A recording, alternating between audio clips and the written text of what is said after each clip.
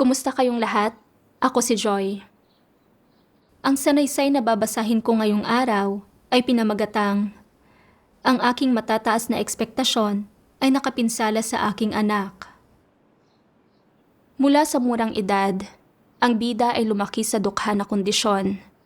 Naranasan niya mismo ang paghihirap at kawalang magawa dulot ng kahirapan.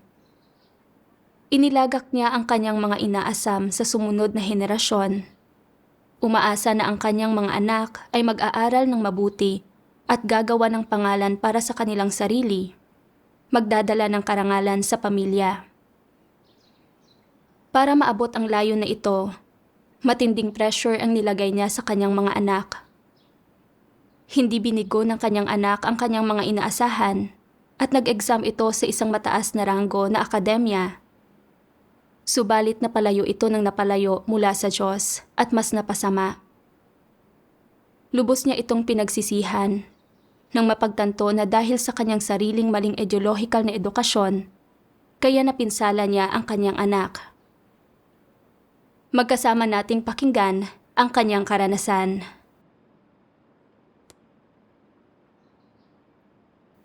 Noong bata pa ako, 5 kaming magkakapatid sa bahay at ako ang panganay. Maraming taon na nagtatrabaho ang tatay ko sa malayo at ang nanay ko ang gumagawa sa lahat ng gawaing bahay. Nakita kong napakaraming trabaho ng nanay ko at nagtiis siya ng hirap. Kaya, noong grade 3 ako, huminto ako sa pag-aaral at tumulong sa nanay ko sa gawaing bukid sa bahay. Madalas, sa sobrang pagod ko ay sumasakit ang tiyan at likod ko at naisip ko na napakahirap ng ganitong uri ng buhay. Kalaunan, nakapasa sa kolehiyo ang pinsan ko at sobrang tuwa ng buong pamilya namin. Madalas siyang purihin ng mga magulang ko dahil gumawa siya ng pangalan para sa sarili niya.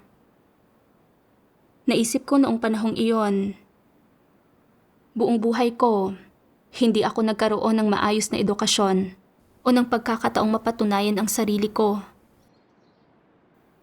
Pero balang araw, kapag may mga anak na ako, sisiguraduhin kong malilinang ko sila upang magkaroon sila ng mahuhusay na talento para makaalis kami sa mapait na buhay na ito ng pagpapawis at pagpapakapagod at makuha ang paghanga at pagpapahalaga ng mga kamag-anak at kapitbahay.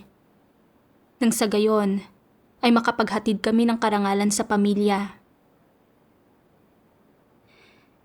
Pagkatapos kong magpakasal, nagkaroon ako ng 2 anak. Noong nasa elementarya sila, nanalig ang nanay ko sa Diyos. Minsan, nakikipagtipon at nagdarasal ang nanay ko kasama ang mga anak ko at tinuruan pa nga nila ang nanay ko na magbasa. Pero noong panahong iyon, buong puso kong ninanais na mag-aral ang mga anak ko. Kaya noong makita ko ito, sinabi ko sa nanay ko, "Maniwala ka sa gusto mo, pero huwag ka sanang nakikipagtipon sa mga anak ko at huwag mong abalahin ang kanilang pag-aaral." Kalaunan, tinanggap ko rin ang gawain ng Diyos sa mga huling araw. Pero nagbigay din talaga ako sa pag-aaral at sa mga grado ng mga anak ko. At kahit na paminsan-minsan ay dumadalo ako sa mga pagtitipon, iniraraos ko lang ang mga gawain. Para kumita ng mas maraming pera at mabigyan ng magandang edukasyon ang mga anak ko, pumupunta kami ng asawa ko sa kung saan-saan para mamulot ng mga pwedeng i-recycle. Araw-araw, nagtatrabaho ako mula madaling araw hanggang dapit hapon. At sa sobrang pagod ko, ay sumasakit ang buong katawan ko. Pero hindi ko hinahayaan ang sarili ko na magpahinga. Isa lang ang nasa isip ko. Kahit gaano kahirap, kailangan ko silang bigyan ng magandang edukasyon para makapasok sila sa isang kilalang kolehiyo sa hinaharap at magkaroon ng magagandang oportunidad. Para dito, kahit pagod na pagod ako, magiging sulit ito. Isang beses, Umuwi ako para bisitahin ang mga anak ko.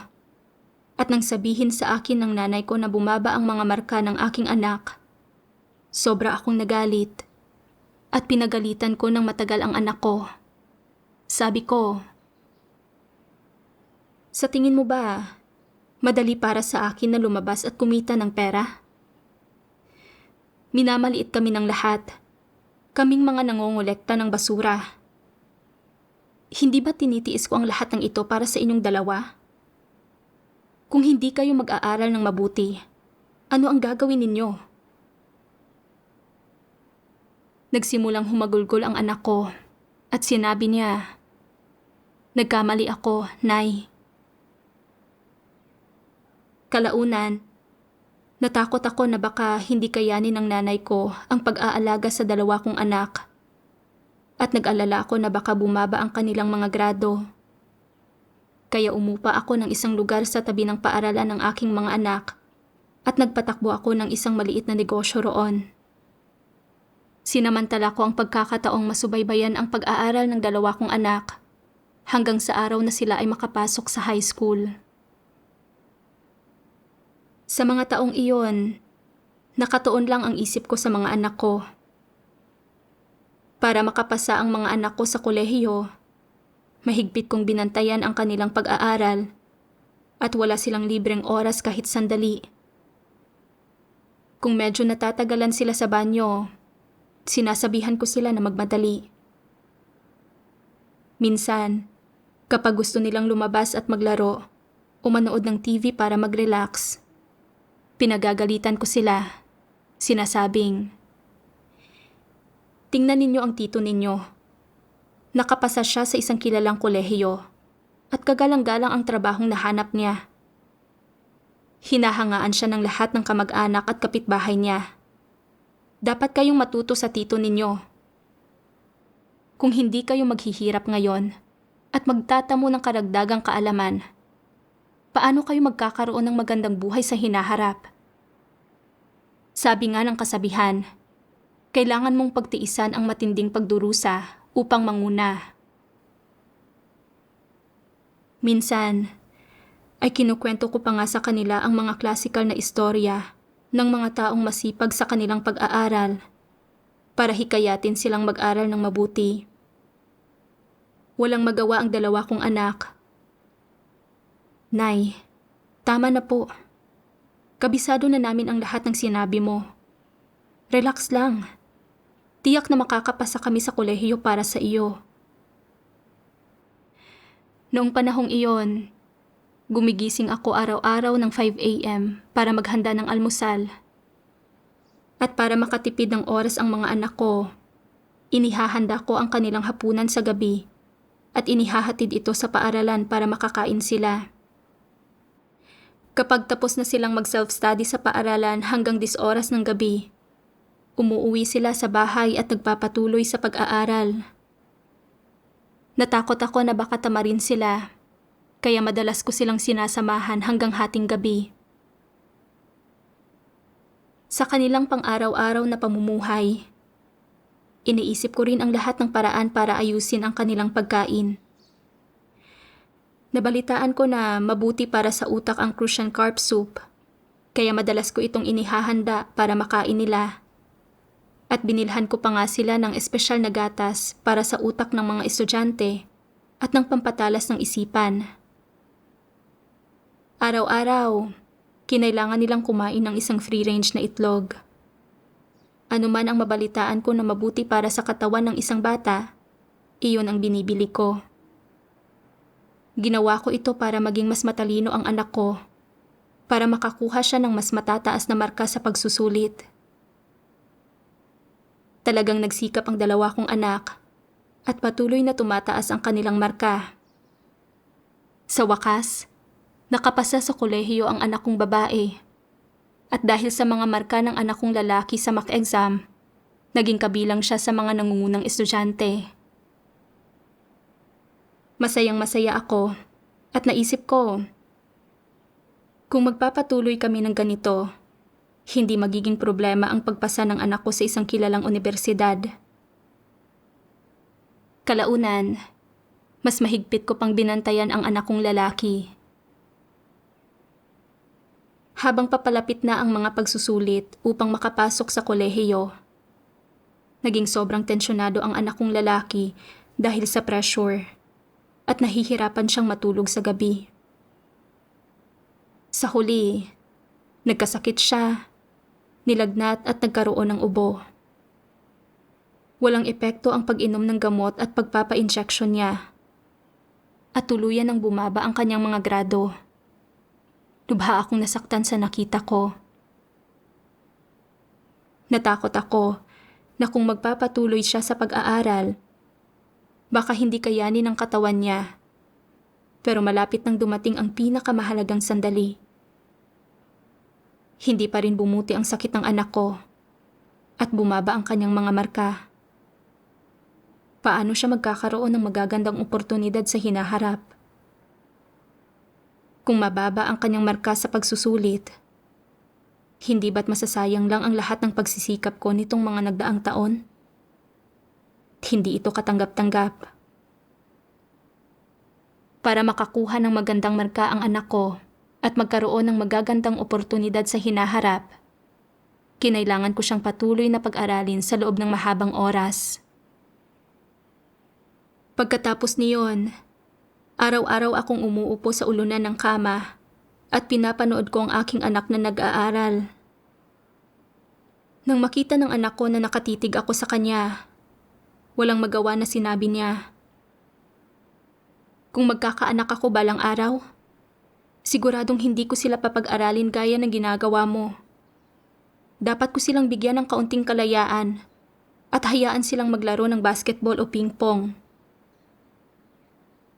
Nang marinig ko ang sinabi ng anak ko, nasaktan ako. Pero upang mamukod-tangi siya at magkaroon ng magandang buhay sa hinaharap, kinailangan kong gawin ito. Nang makita kong hindi pa rin bumuti ang sakit ng anak ko, lalo akong nabalisa. Iniisip ko, kung hindi pa rin bumuti ang sakit ng anak ko pagdating ng pagsusulit upang makapasok sa kolehiyo, siguradong makakaapekto ito sa pagsagot niya.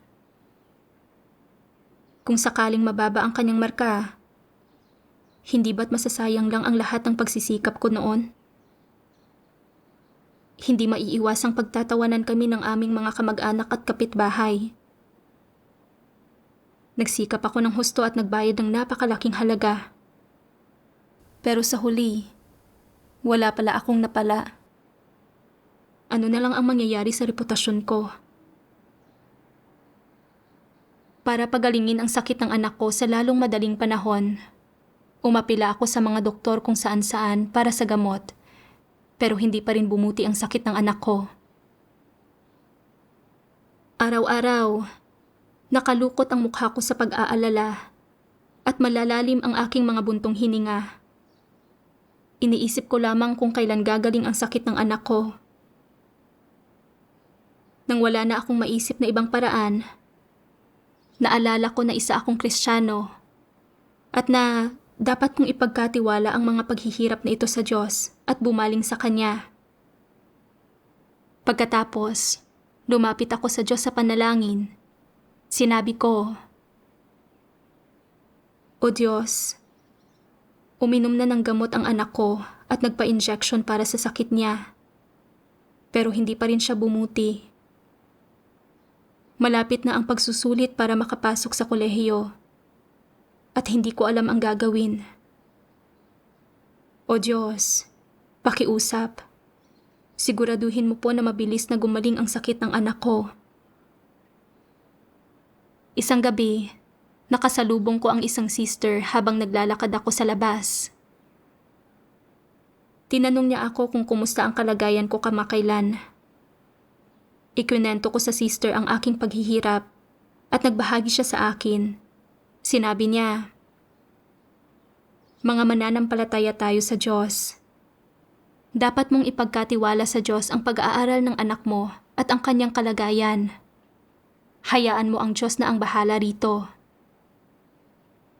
Binasahan pa nga ako ng sister ng isang sipi ng mga salita ng Diyos. Ang kapalaran ng tao ay nasa kontrol ng mga kamay ng Diyos. Ikaw ay walang kakayahang kontrolin ang iyong sarili.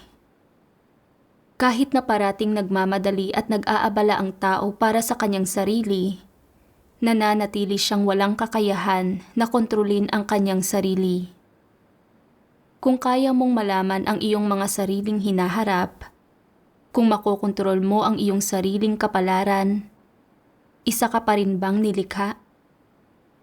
At kaya, paano niya man kinakastigo at hinahatulan ang tao?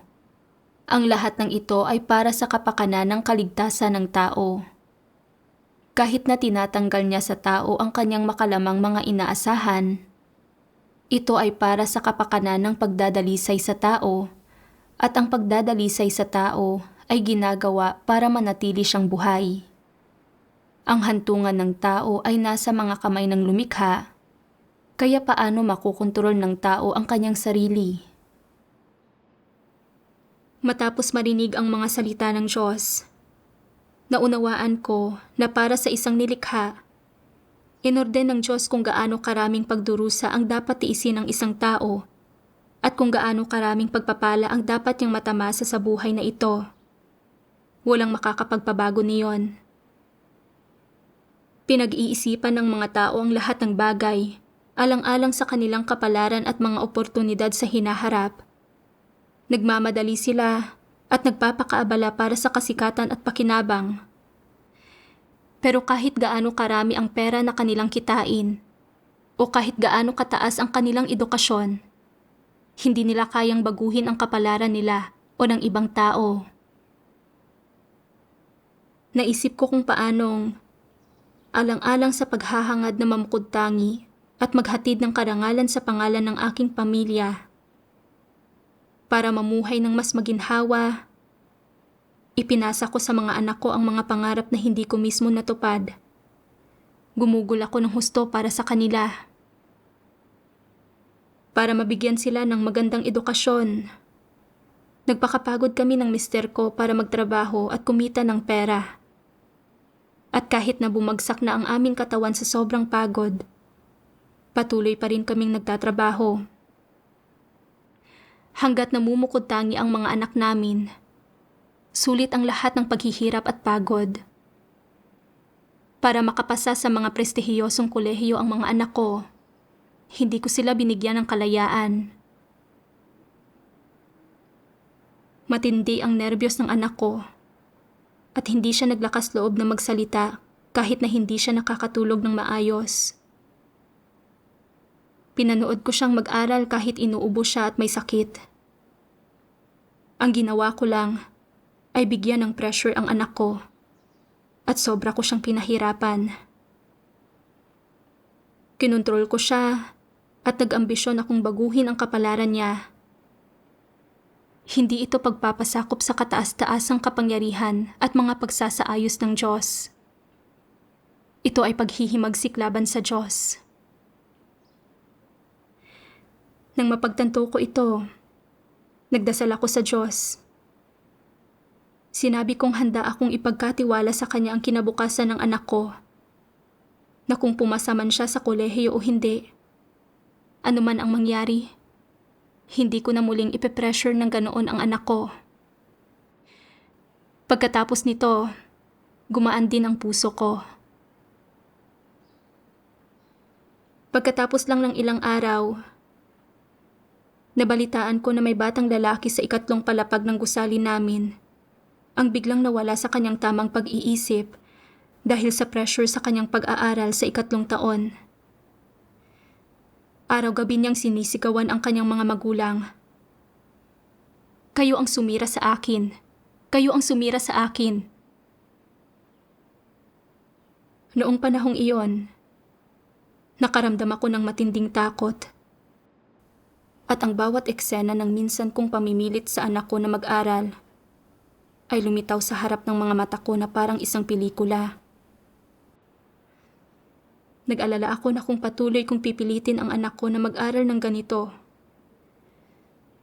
magiging katulad ba ng batang iyon ang anak ko? Naisip ko, Hindi ko pwedeng patuloy na pilitin ang anak ko ng ganito. Mula sa puntong iyon, nagsimula akong regular na makipagtipon at kumain at uminom ng mga salita ng Diyos. Hindi ko na muling pinilit ang anak ko na mag-aral. Kalaunan, hindi inaasahang pumasa sa isang kilalang unibersidad ang anak ko. Masayang-masaya ako. Pero pagkatapos nito, nabalisa ang puso ko.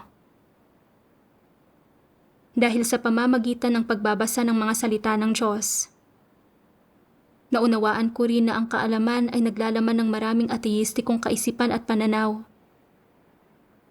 Habang mas maraming kaalaman ang nakukuha ng isang tao, mas maraming laso ni Satanas ang pumapasok sa kanya. Ang mga bagay na ito ang nagsasanhing lumayo ang mga tao sa Diyos at itatwa siya. At sa huli, ay nawawala sa mga ito ang kanyang pagliligtas.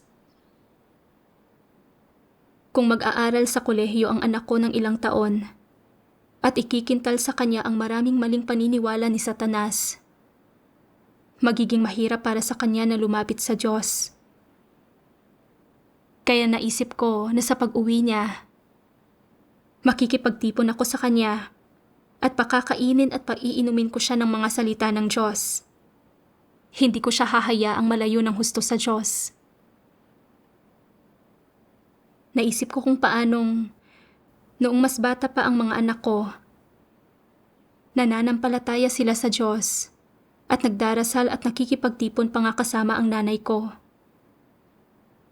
Pero noong mga panahong iyon, buong puso kong hinihiling na makakuha sila ng magandang edukasyon at ayaw ko silang dalhin sa harap ng Diyos.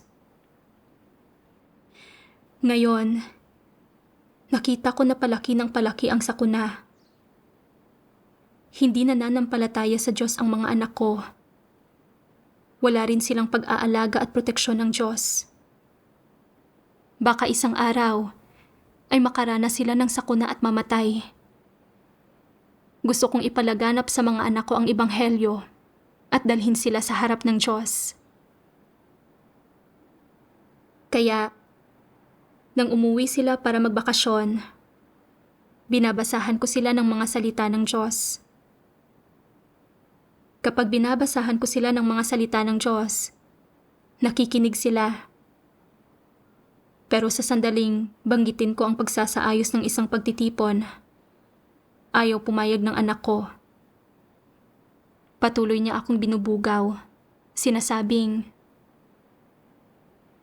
masyado akong abala. Hindi naging madali para sa akin na umabot sa kinalalagyan ko ngayon. Kung hindi ako mag-aaral ng mabuti, paano ako magkakaroon ng magandang buhay? Lubhang mahirap ang kompetisyon ngayon at hindi madaling makahanap ng magandang trabaho. Hindi ko maintindihan.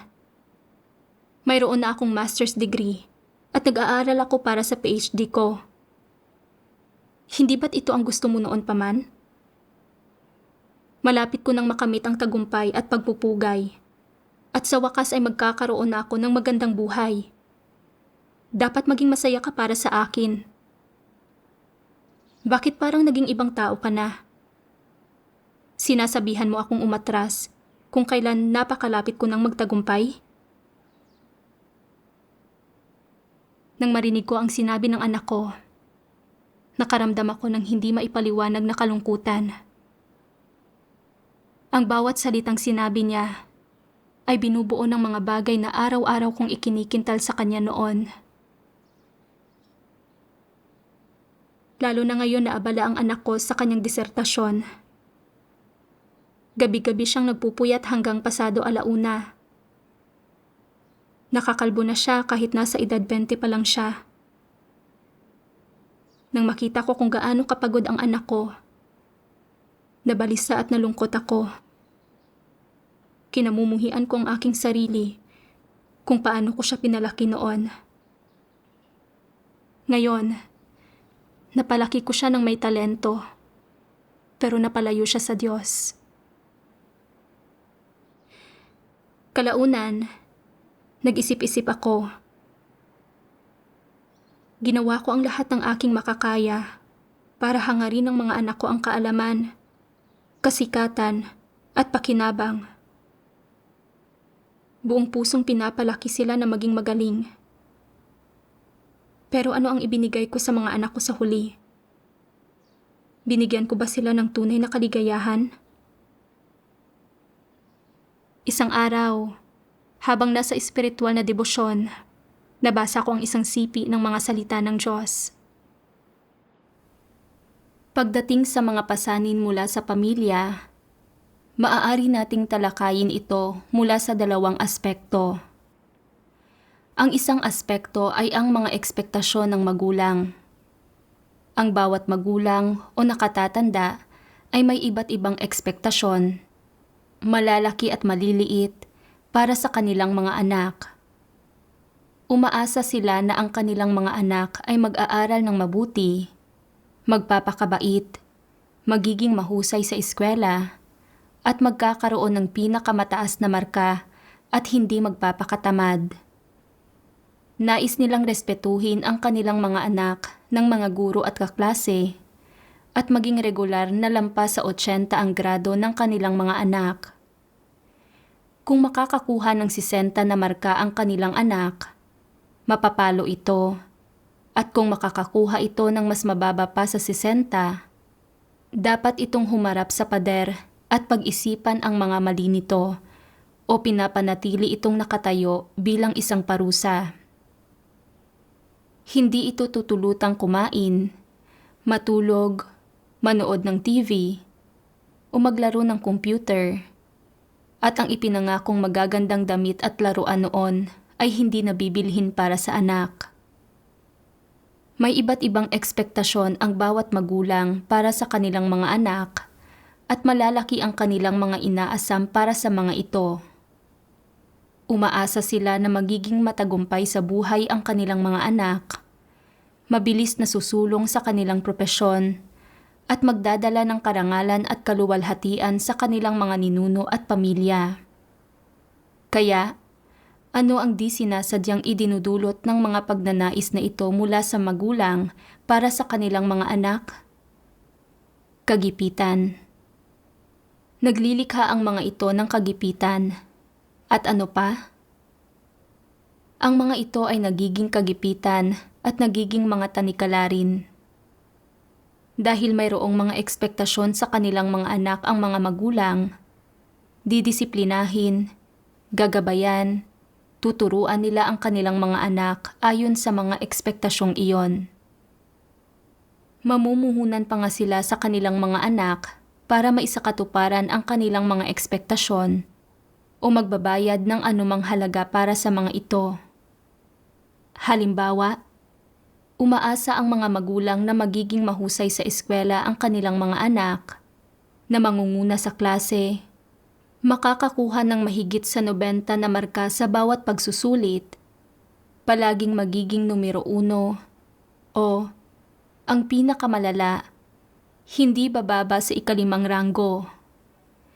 Pagkatapos ipahayag ang mga ekspektasyong ito, hindi ba't gumagawa rin ng mga partikular na sakripisyo ang mga magulang kasabay niyon para tulungan ang kanilang mga anak na maabot ang mga layong ito?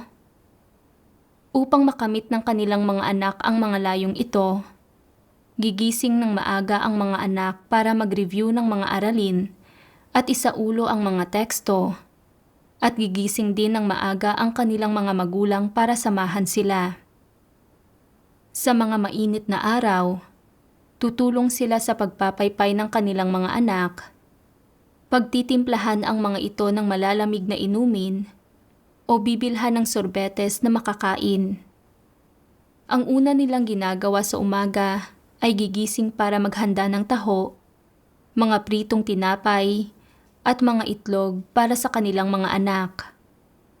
Lalo na sa panahon ng mga pagsusulit, pinapakain ng mga magulang ang kanilang mga anak ng pritong tinapay at 2 itlog. Umaasa na makakatulong ito sa kanilang mga anak na makakuha ng 100 na marka. Kung sasabihin mong, hindi ko kayang kainin lahat ng ito, Sapat na ang isang itlog lang. Sasabihin nila na, hangal na bata, 10 puntos lamang ang makukuha mo kung isang itlog ang kakainin mo. Kumain ka pa ng isa para kay nanay. Gawin mo ang lahat ng iyong makakaya. Kung magawa mong kainin ito, makakakuha ka ng 100 puntos. Sasabihin ng anak, kagigising ko lang, hindi pa ako pwedeng kumain. Hindi, kailangan mong kumain. Magpakabait ka at makinig ka sa nanay mo. Ginagawa ito ni nanay para sa sarili mong ikabubuti. Kaya sige na, at kainin mo na ito para sa nanay mo. Magninilay-nilay ang anak. Sobrang nagmamalasakit si nanay. Lahat ng ginagawa niya ay para sa aking ikabubuti, kaya kakainin ko ito. Ang kinakain ay isang itlog, ngunit ano ba talaga ang nilulunok? Ito ay kagipitan. Ito ay pag-aalinlangan at hindi pagsang-ayon. Ang pagkain ay mabuti at matataas ang ekspektasyon ng kanyang ina, at mula sa pananaw ng sangkatauhan at konsensya, dapat itong tanggapin ng tao. Ngunit batay sa katwiran, dapat labanan ng tao ang ganitong uri ng pagmamahal at hindi tanggapin ang ganitong paraan ng paggawa sa bagay-bagay. Sa partikular, may ilang magulang na may mga espesyal na ekspektasyon sa kanilang mga anak. Umaasa na malalampasan sila ng kanilang mga anak at higit pang umaasa na matutupad ng kanilang mga anak ang isang pangarap na hindi nila natapos. Halimbawa, maaaring may ilang magulang na nagnais na maging mananayaw sila mismo. Ngunit dahil sa iba't ibang kadahilanan, tulad ng panahong kinalakhan nila o mga sitwasyong pampamilya, hindi nila nagawang isakatuparan ang pangarap na iyon sa bandang huli. Kaya, ipinapasa nila ang pangarap na iyon sa iyo. Bukod pa sa hinihingi nila sa iyo na maging isa ka sa mga pinakamahusay sa iyong eskwela at makapasok ka sa isang prestihiyosong unibersidad, ini-enroll ka rin nila sa mga klase ng pagsasayaw. Pinapaaral ka nila ng iba't ibang estilo ng sayaw sa labas ng paaralan, higit na pinapaaral sa klase ng pagsasayaw, higit na pinapasanay sa bahay, at hinihikayat kang maging ang pinakamahusay sa iyong klase.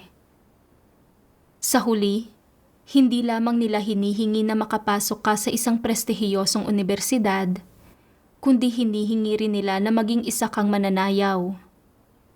Ang mga pagpipilian mo ay ang maging isang mananayaw o pumasok sa isang prestihiyosong unibersidad, at pagkatapos ay pumunta sa graduate school at kumuha ng PhD.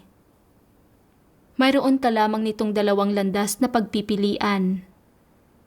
Sa kanilang mga ekspektasyon, sa isang aspekto, umaasa sila na mag-aaral ka ng mabuti sa paaralan, makakapasok sa isang prestihiyosong unibersidad, mamumukod tangi sa iyong mga kasamahan, at magkakaroon ng maunlad at maluwalhating kinabukasan. Sa isa pang aspekto, ipinapasa nila sa iyo ang kanilang mga hindi natupad na pangarap, umaasang matutupad mo ang mga ito para sa kanila. Sa ganitong paraan, pagdating sa akademya o sa iyong propesyon sa hinaharap, 2 ang dinadala mong pasanin ng sabay. Sa isang punto, kailangan mong tugunan ang kanilang mga ekspektasyon at suklian sila para sa lahat ng kanilang nagawa para sa iyo. Nagsisikap na sa huli ay mamumukod tangi ka sa iyong mga kasamahan upang matamasa nila ang magandang buhay.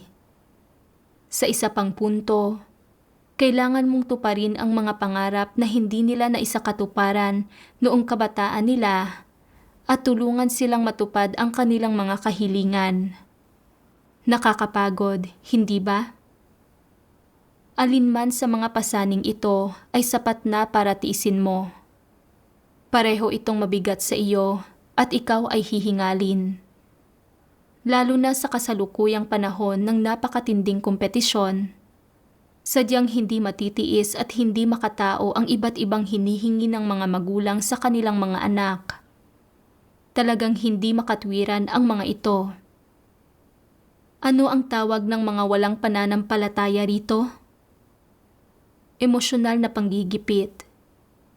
Kahit ano pa ang itawag ng mga walang pananampalataya rito, hindi nila malutas ang problemang ito at hindi nila maipaliwanag ng malinaw ang diwa ng problemang ito. Tinatawag nila itong emosyonal na panggigipit, ngunit ano ang tawag natin dito? Tinatawag natin itong mga pasanin. Pagdating sa mga pasanin, dapat ba itong dalhin ng isang tao? Isa itong bagay na dagdag, isang karagdagan na iyong pinapasan. Hindi ito bahagi ng iyong pagkatao. Hindi ito isang bagay na mayroon o kailangan ng iyong katawan, puso, at kaluluwa, bagkus ay isa itong bagay na idinagdag. Nagmumula ito sa labas, hindi mula sa loob ng iyong sarili. Nang mabasa ko ang siping ito ng mga salita ng Diyos, nakaramdam ako ng bigat sa aking puso. Ganito ko pinag-aral ang mga anak ko. Naniwala ako na mula sa murang edad, kailangan kong gumawa ng mga gawaing bukid at magdusa ng husto dahil lang hindi ako nakapag-aral ng mabuti o nakakuha ng magandang edukasyon noong bata pa ako. Kaya, ipinasa ko sa mga anak ko ang mga hindi ko natupad na pangarap. Ninais ko na mag-aral sila ng mabuti at pumasa sa isang prestihiyosong kolehiyo para magkaroon sila ng magagandang oportunidad sa hinaharap, para maaari silang mamukod-tangi at maghatid ng karangalan sa aming pamilya. Para makamit ang layong ito, habang maliliit pa ang mga anak ko, pinipressure ko sila.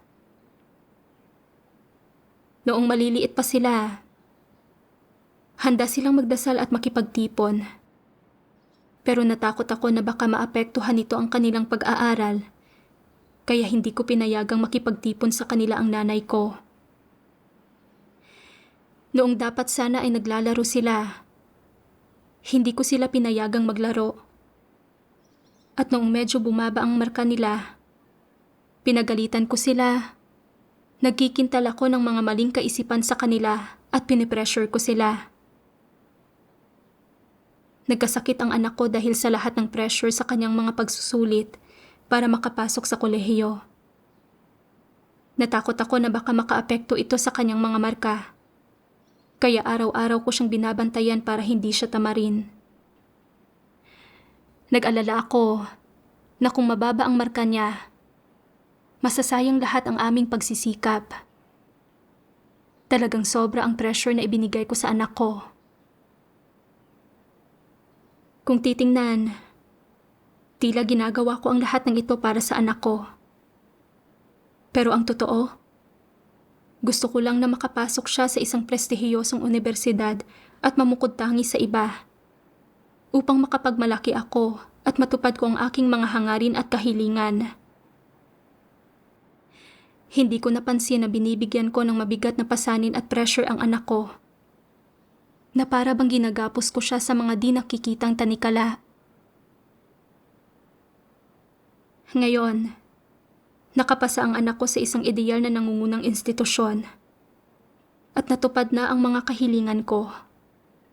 Nababanaag ang karangalan sa mukha ko at natugunan ang aking banidad. Pero lalong nalayo sa Diyos ang anak ko.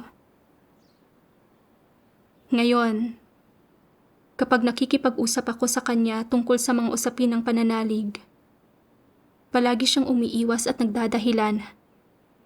At wala siyang ganang magbasa ng mga salita ng Diyos. Araw-araw, hinahatak siya ng kasikatan at pakinabang.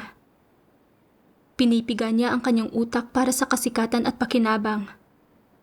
At pinahahapo ang kanyang pag-iisip sa pangangasiwa ng mga personal na ugnayan. Talagang miserable at nakakapagod ang buhay niya.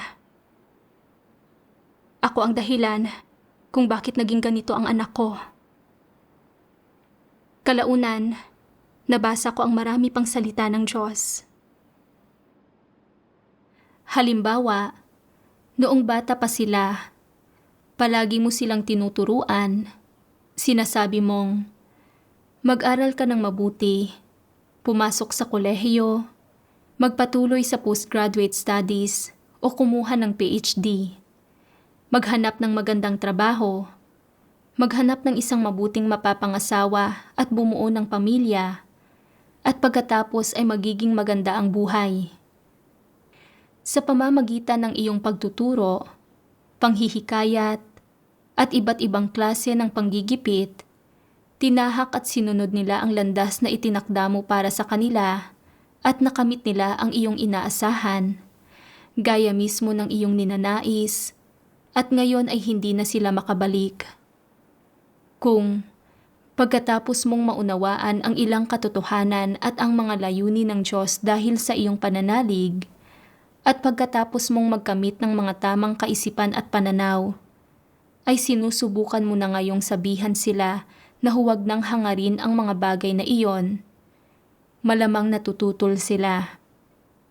Hindi ba't ginagawa ko kung ano mismo ang gusto mo? Hindi ba't itinuro mo sa akin ang mga bagay na ito noong bata pa ako? Hindi ba't hiningi mo ito sa akin? Bakit mo ako pinipigilan ngayon? Mali ba ang ginagawa ko? Nakamit ko na ang mga bagay na ito at natatamasa ko na ang mga ito ngayon. Dapat kang maging masaya, kontento, at ipagmalaki ako, hindi ba? Ano ang mararamdaman mo kapag narinig mo ito? Dapat ka bang maging masaya o maiyak? Hindi ba't magsisisi ka? Hindi mo na sila maibabalik ngayon.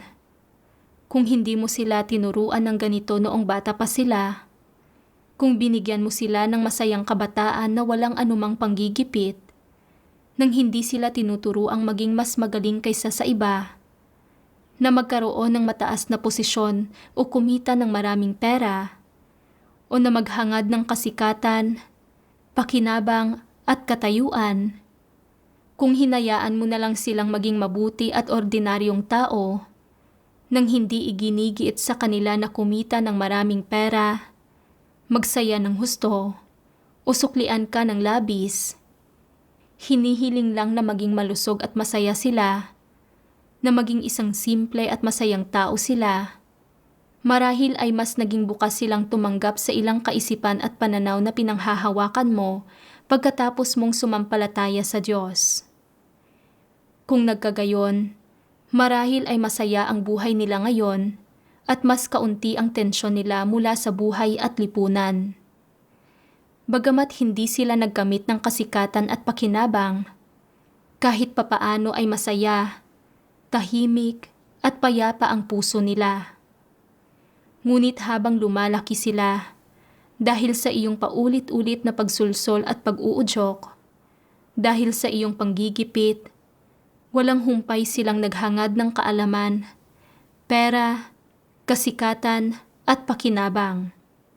Sa huli, nakamit nila ang kasikatan, pakinabang at katayuan.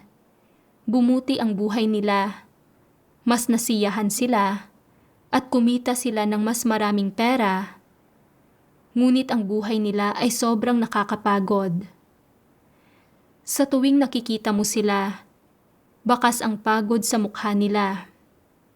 Kapag umuuwi sila, bumabalik sa iyo, ay saka lang sila naglalakas loob na tanggalin ang kanilang mga maskara at aminin na pagod na sila at nais nilang magpahinga. Ngunit sa sandaling lumabas sila, hindi na sila katulad ng dati. Muli nilang isinusuot ang maskara. Tinitingnan mo ang kanilang pagod at kaawa-awang ekspresyon, at naaawa ka sa kanila. Pero wala kang kapangyarihan na ibalik sila sa dati. Hindi na sila makakabalik. Paano ito nangyari? Hindi ba't may kinalaman ito sa iyong pagpapalaki? Wala sa mga ito ang likas na nilang alam o hinangad mula sa murang edad. May tiyak itong kaugnayan sa iyong pagpapalaki. Kapag nakikita mo ang mukha nila, kapag nakikita mong nasa ganitong kalagayan ang kanilang buhay, hindi ba't sumasama ang loob mo? Ngunit wala kang kapangyarihan. Ang tanging natitira ay panghihinayang at lungkot. Maaaring nararamdaman mo na lubusan ng inagaw ni Satanas ang iyong anak, na hindi na siya makakabalik at na wala kang kapangyarihan na iligtas siya. Ito ay dahil hindi mo tinupad ang iyong responsibilidad bilang magulang. Ikaw ang nagpahamak sa anak mo, ang nagligaw sa kanya gamit ang iyong maling ideolohikal na pagtuturo at gabay. Hindi na siya makakabalik kailanman, at sa huli, nagsisisi ka na lang. Nakatingin ka lang ng walang magawa habang nagdurusa ang iyong anak. Ginagawang tiwali ng masamang lipunang ito. Nabibigatan sa mga kagipitan ng buhay at wala kang magawa para tulungan siya. Ang tanging masasabi mo ay, umuwi ka ng mas madalas at ipagluluto kita ng masarap na pagkain. Anong mga problema ang malulutas ng isang pagkain? Hindi nito malulutas ang anuman. Ang kanyang mga kaisipan ay lumago at nabuo na, at hindi siya handang bitiwan ang kasikatan at katayuang natamo niya. Maaari lamang siyang sumulong at hindi na kailanman bumalik. Ito ang nakapipinsalang resulta ng maling paggabay ng mga magulang at ng pagkintal nila ng mga maling ideya sa kanilang mga anak habang lumalaki ang mga ito. Ilang beses kong binasa ang siping ito ng mga salita ng Diyos. At tuwing binabasa ko ito, ay lubha akong naaantig at sa labis na kalungkutan ay napapaluha ako dahil sa pagsisisi. Naalala ko noong bata pa ang anak ko. Inosente siya at nanampalataya sa Diyos. At handa siyang dumalo sa mga pagtitipon kasama ang kanyang lola. Pero dahil na-impluwensyahan ako ng mga satanikong pananaw tulad ng kayang baguhin ng kaalaman ang iyong kapalaran. Ang pagiging isang iskolar ay pagiging nasa tuktok ng lipunan. Yaong mga nagpapagal sa kanilang isipan ay namamahala sa iba. At yaong mga nagpapagal sa kanilang mga kamay ay pinamamahalaan ng iba. At ang tadhana ni numan ay nasa kanyang sariling kamay. Hinangad kong mamukod-tangi at maghatid ng karangalan sa aking pamilya. At ikinintal ko ang mga kaisipang ito sa aking anak. At itinulak ko siya sa kumunoy ng kaalaman. Nang sa gayon, ay buong puso siyang maghangad ng kasikatan, pakinabang at katayuan. Hanggang sa hindi na siya makaahon. Partikular kong napansin kung saan sinasabi sa mga salita ng Diyos na maaaring nararamdaman mo na lubusan ng inagaw ni Satanas ang iyong anak, na hindi na siya makakabalik at na wala kang kapangyarihan na iligtas siya. Ito ay dahil hindi mo tinupad ang iyong responsibilidad bilang magulang. Ikaw ang nagpahamak sa anak mo, ang nagligaw sa kanya gamit ang iyong maling ideolohikal na pagtuturo at gabay. Hindi na siya makakabalik kailanman, at sa huli, nagsisisi ka na lang. Nagbabahagi ang Diyos tungkol sa mismong lagay ng loob na nararamdaman ko sa mismong sandaling iyon. Sa tuwing umuuwi ang anak ko, binabasa ko sa kanya ang mga salita ng Diyos. Pero palaging pinabubulaanan ng anak ko ang mga ito at nakakahanap siya ng lahat ng paraan para tanggihan ang mga ito. Sinabi pa nga niya na pinipigilan ko siya, na tumarak sa puso ko. Nakita ko ang anak ko na nagpapakaabala at nagpapakapagod araw-araw para sa kasikatan at pakinabang. Nagsisimula na siyang makalbo sa murang edad. At araw-araw niyang kinakaladkad ang pagod niyang katawan para mag-aral hanggang 10 oras ng gabi. Pinipiga pa nga niya ang utak niya para pag-isipan ang mga kaisipan at libangan ng kanyang mga tagapayo. At iniaayon niya ang kanyang pamamaraan sa kahit anong magustuhan ng mga tagapayo. Nag-iingat siya sa kanyang mga kilos sa harap ng kanyang mga lider. Natatakot na baka makapagsalita o makagawa siya ng mali at baka pahirapan siya ng mga ito na makakaapekto sa mga oportunidad niya sa trabaho. Pinanood ko ang aking anak na namumuhay araw-araw ng nakamaskara ang mukha. Pagod na pagod. Kasalanan ko na naging ganito ang anak ko. Ako ang naghimok sa anak ko na maghangad ng kaalaman at ipinahamak ko ang anak ko. Ngayon, nauunawaan ko na hindi ito pagmamahal sa anak ko. Ito ay pagpapahamak sa kanya. Isinasakripisyo ko siya para sa sarili kong paghahangad sa kasikatan at pakinabang. Nakita ko ang ilang kapatid sa iglesia na kasing edad ng anak ko. Nananampalataya sila sa Diyos at naghahangad sa katotohanan. Ginagawa nila ang kanilang tungkulin sa iglesia. Hindi sila nakagapos sa mga laso ni Satanas at namumuhay sila ng maalwan at masaya, ng malaya at maginhawa. Lalo akong nagsisi dahil dito. Kung hindi ko ikinintal ang mga kaisipan at pananaw na ito sa anak ko, marahil ay hindi siya magkakaganito, namumuhay sa pasakit at nang walang magawa, alang-alang sa paghahangad ng kasikatan at pakinabang, pagtaas ng ranggo at pagkita ng pera. Nang maisip ko ang mga bagay na ito, lalo akong nakaramdam ng pagsisisi at kinamuhian ko ang sarili ko. Nagnilay-nilay ako. Bakit ba ako masyadong nakatuon sa pagnanais na makapasok ang mga anak ko sa kolehiyo at sobrang mapilit? Saan nagmula ang ugat ng problema? Isang araw, nabasa ko ang mga salitang ito ng Diyos. Ginagamit ni Satanas ang katanyagan at pakinabang upang kontrolin ang mga iniisip ng tao hanggang sa ang tanging maisip ng mga tao ay katanyagan at pakinabang. Nagsusumikap sila para sa katanyagan at pakinabang. Nagdaranas ng mga paghihirap para sa katanyagan at pakinabang. Nagtitiis ng kahihiyan para sa katanyagan at pakinabang. Nagsasakripisyo ng lahat ng mayroon sila para sa katanyagan at pakinabang. At maghuhusga o magpapasya para sa katanyagan at pakinabang. Sa ganitong paraan, iginagapos ni Satanas ang mga tao gamit ang kadenang hindi nakikita at wala silang lakas ni tapang na iwaksi ang mga ito. Dala nila ang mga kadenang ito nang hindi nila nalalaman at hirap na hirap silang sumulong.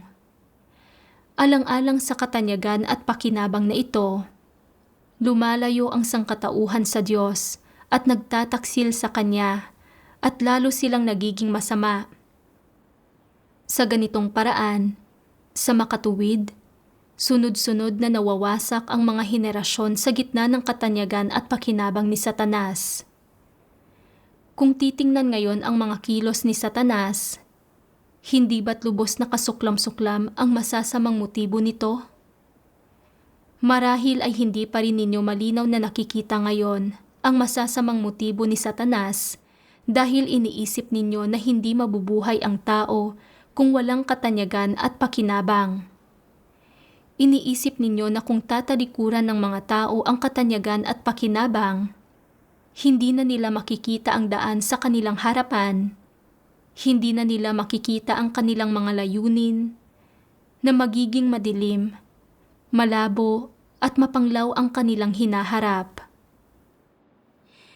Mula sa mga salita ng Diyos, Naunawaan ko na ginamit ni Satanas ang kasikatan at pakinabang para gawing tiwali, ilihis, at pinsalain ang mga tao. Hinihimok nito ang mga tao na maghangad lamang ng kasikatan at pakinabang. Naalala ko na dahil hindi ako nakapag-aral ng maayos noong bata pa ako, nagdusa ako ng husto noong magtrabaho ako sa labas para kumita ng pera. At madalas kong tinitiis ang paghusga ng iba. Nang makita ko na hinahangaan ng iba ang mga taong may maraming kaalaman at may katanyagan, kahit saan magpunta ang mga ito, nainggit ako sa mga ito at naniwala akong hindi ko makukuha ang pagpapahalaga ng iba dahil lang sa wala akong kaalaman. Kaya, ibinaling ko sa mga anak ko ang aking mga inaasam. Hiniling na matutupad nila ang mga pangarap na hindi ko natupad para sa sarili ko. Para dito, ginugol ko ang lahat ng oras ko at nagbayad ako ng buong halaga. Namuhay ako ng mapait at nakakapagod. At binigyan ko ng pasakit at hirap ang anak ko. Kalaunan, bagamat nagkamit ng kasikatan at pakinabang ang anak ko, lalo siyang napalayo sa Diyos at nawala ng pagliligtas ng Diyos sa mga huling araw. Ngayon nauunawaan ko na ang aking paghahangad ng kasikatan at pakinabang ay isang uri ng mga di nakikitang tanikala na inilagay ni Satanas sa akin at sa anak ko. Ginamit ni Satanas ang kasikatan at pakinabang para akitin at ilihis tayo. Hinihimok tayo nitong magsikap ng nakatuon sa kasikatan at pakinabang nang hindi iniisip na hangarin ang katotohanan. Inakay ni Satanas ang bawat hakbang natin gamit ang isang tali. Naging handa tayong magdusa para dito. Bilang resulta, ay papalayo tayo ng papalayo sa Diyos hanggang sa puntong itinatatwa na natin ang Diyos at nilalamon na tayo ni Satanas. Ito ang masamang intensyon at pakana ni Satanas. Naisip ko ang mga nasa paligid ko. Nakapasa ang anak ng tito ko sa kolehiyo, pero hinamak siya ng kanyang mga magulang dahil pumili siya ng isang mababang uri na kurso. Kaya ginamit nila ang kanilang mga koneksyon at naghanap ng isang tao na tutulong sa kanya na baguhin ang kanyang kurso. Bilang resulta, nakaramdam ng sobrang pressure ang anak at hindi na makasabay sa mga aralin. At kalaunan ay nagkaroon siya ng nervous breakdown. Ngayon, ni hindi niya kayang ayusin ang sarili niyang buhay. Marami ring mga bata na umiinom ng pesticide o tumatalon mula sa isang gusali dahil hindi naging maganda ang marka nila sa kanilang pag-aaral. Ang lahat ng mga trahedyang ito ay nagbigay sa akin ng paalala at babala. Sa realidad, ang pagiging mayaman o mahirap ng mga tao sa buhay ay nakasalalay sa mga kamay ng Diyos. Ang kasikatan at pakinabang ay hindi magpapalaya sa atin mula sa pasakit. Maaari lamang magdulot sa atin ng labis na pagdurusa ang mga ito.